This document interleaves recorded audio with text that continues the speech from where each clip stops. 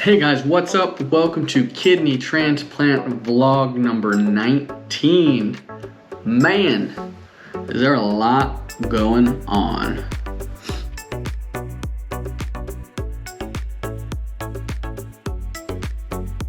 All right, to get things started, I'll just fill you in on probably what you care about most if you're watching this. How is the kidney doing? How am I doing? How is this it's been about a month. How has that month been? So here's the quick update. My GFR, which is kind of just a way to measure your overall kidney performance, is at 58. It has gotten as high as 60.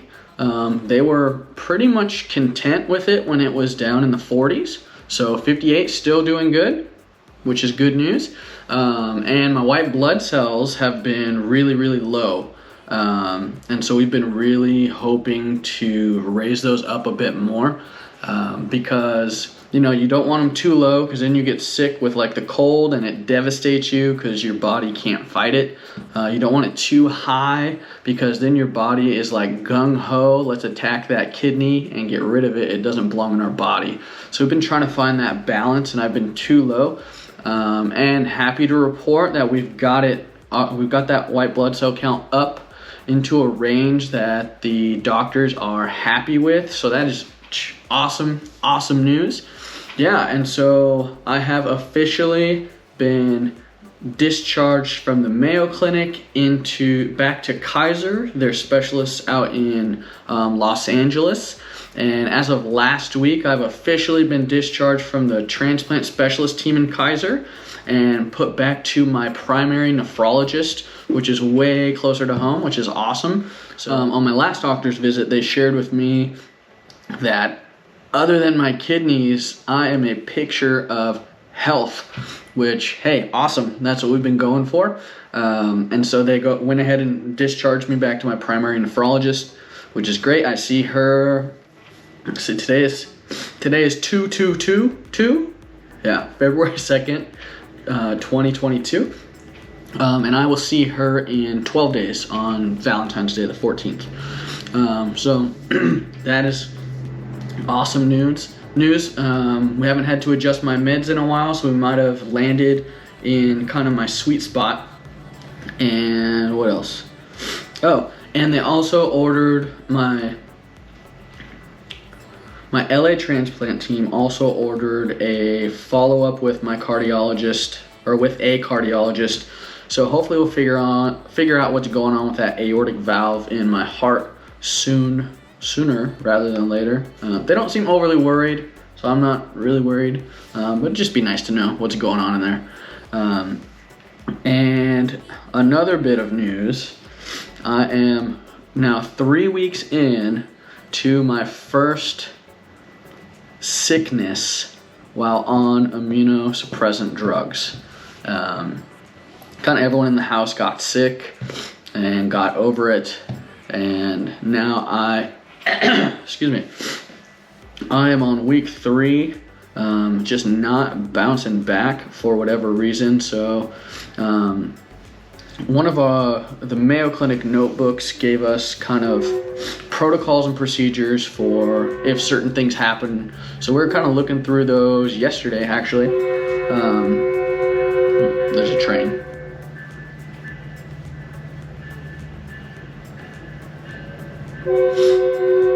Choo choo. It's right there.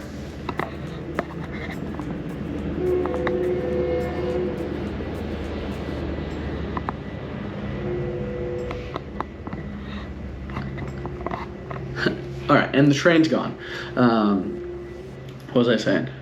Oh yeah, so they gave us this notebook of basically policies and procedures. If you're presenting this symptom, do this. These symptoms, do this.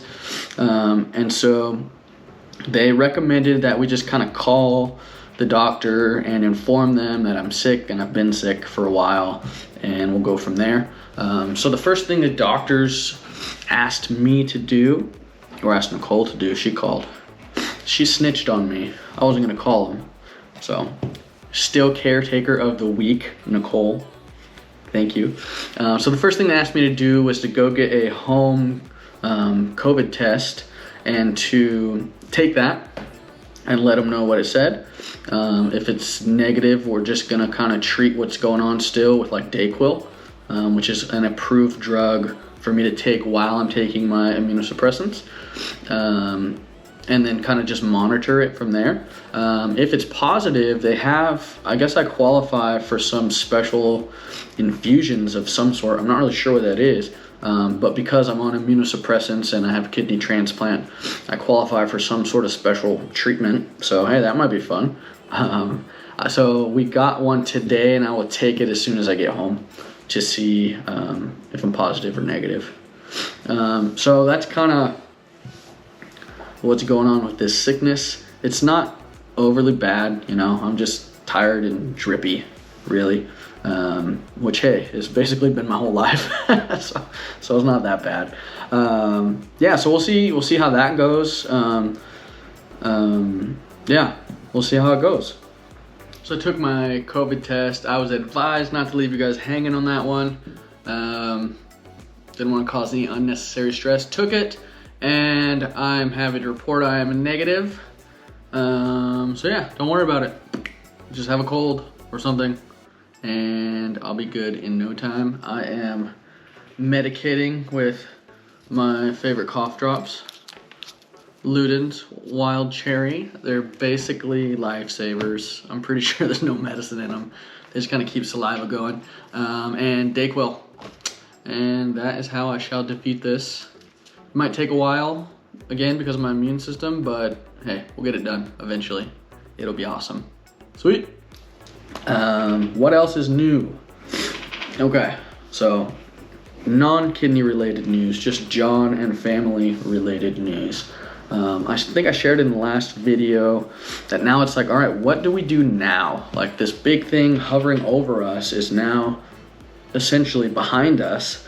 So life is sort of opened up to us. What do we want life to look like? What direction do we start running in? And what do we do?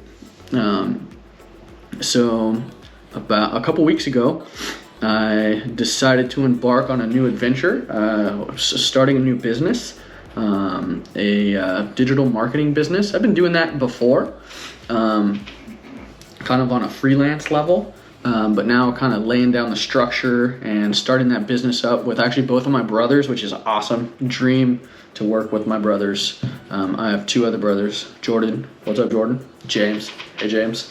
And so we're starting that, and we're kind of laying down all the foundation, and we're gonna go ahead and get that going. And then the day after we decided to do that, I got a phone call from a good friend of mine who's a pastor out in Riverside, which is in Southern California. I don't know where you are watching this. And we got to talking, and a couple of things. I've been offered a job at 3 different churches to do different things. Kind of in my history, I was a youth pastor for a long time, I think about 7 or 8 years. And I also lead worship for a lot of people, a lot of different churches. So I've been offered 3 jobs at churches. And so the day after I decided to start this business, I get a phone call from my buddy, and he's one of the guys that wants me to come on staff over there. But I get a phone call from this guy, and he, without getting into too much detail, he tells me, hey, I will raise $200,000 for you to go plant a church. And I'm just like, what? What? That sounds crazy. It's like I started a business yesterday, bro. Couldn't you have told me this 2 days ago? And so there's just, I don't know. There's a lot to think about as far as what direction we want to go in, My heart is really for ministry, and even the heart behind starting this business is, let's start a business so that I can be free and available to do ministry whenever and wherever, and then have all these opportunities popping up. It's just crazy. What do I do? Where do I go? What direction do I run in? I don't think I can do all of it. So, just having that debate on what do we want. Nicole and I are just having that conversation, not debate. What do we want life to look like? And it seems like the possibilities are endless and the world is ours to explore. So we'll see where that takes us. I don't know. Adventure time, I guess. And as you might have noticed, I'm in a new place right now. I'm not in my normal either hospital room, hotel room, or like my living room or my kitchen. What is that? Dining room? My dining room with the blue painting behind it. I'm in a new place.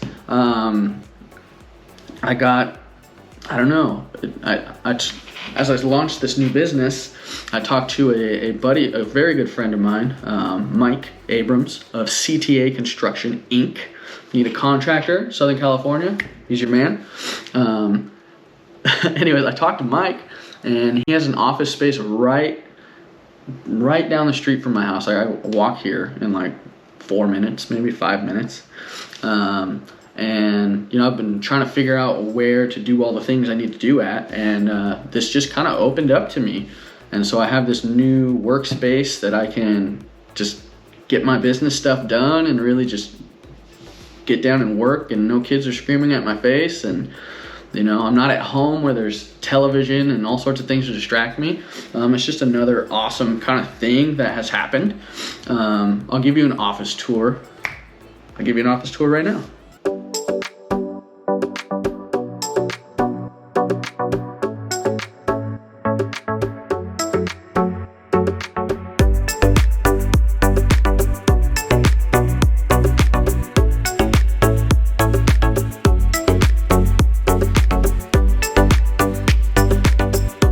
This is the new office, and this right there, the building, I think I'm pointing at it, that is my gym right there.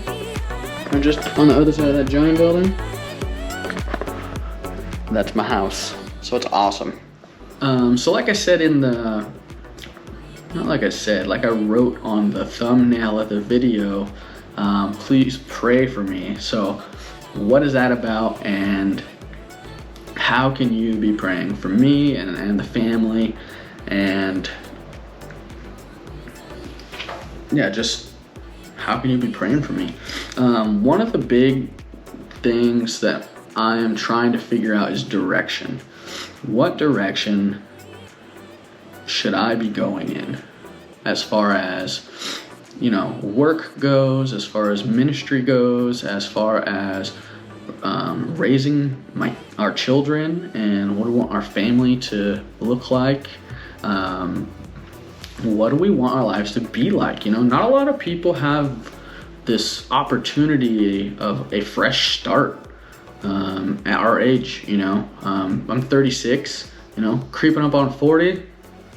But not a lot of people are at this age with this fresh start like we have, and so there's almost an overwhelming amount of possibilities for us to do. And so just weeding through all of that, there's a little bit, I don't know, I just don't know what to do, essentially. So I'm just gonna be doing things until I figure out which way to go. So if you would be praying for me for us to find a direction to be moving in wholeheartedly, I'd appreciate that.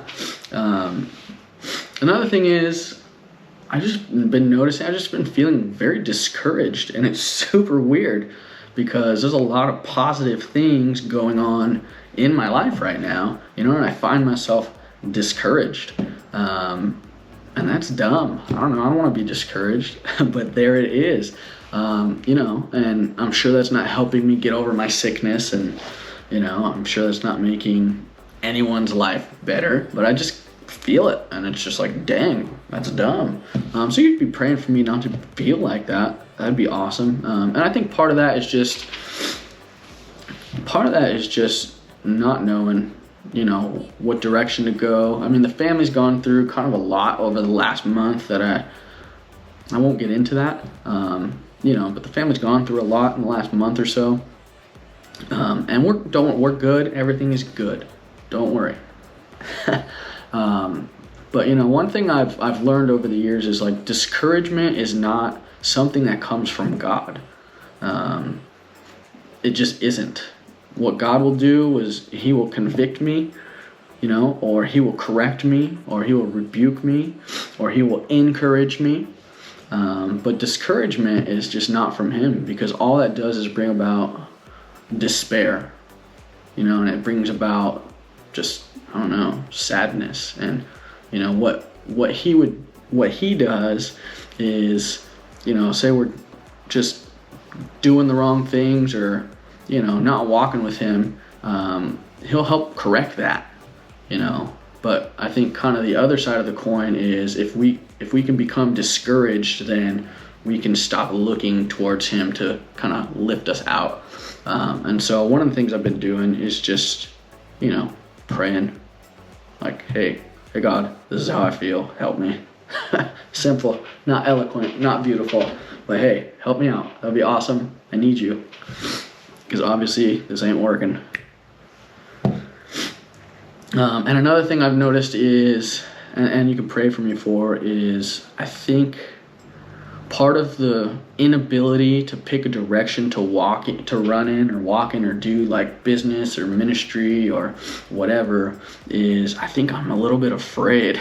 I think I'm afraid that I'll pick the wrong thing, or I'll mess up the choice and ruin a bunch of stuff, or I'll make my family just have to, not have its best life. There's some fear of failure there too, and that's just kind of who I am. That's just part of me, is I'm not good at failing.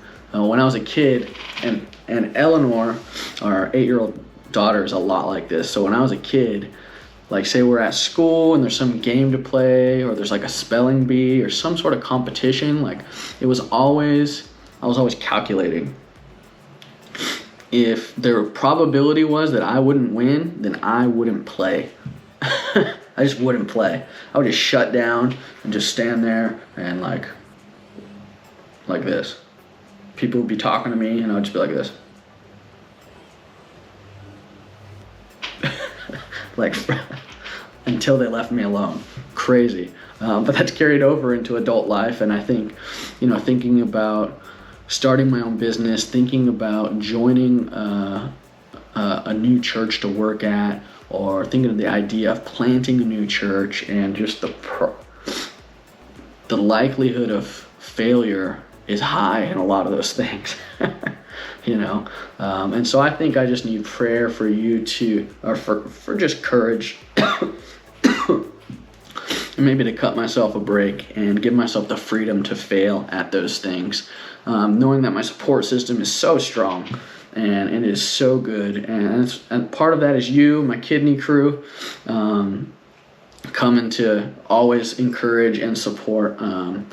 So yeah, those are the ways you can be praying for me. That is my health update. That is my life update. Let me know if you have any questions or comments. Thanks for watching. Don't forget to like and subscribe, because I was told I'm supposed to tell you to do that. So go ahead and do it.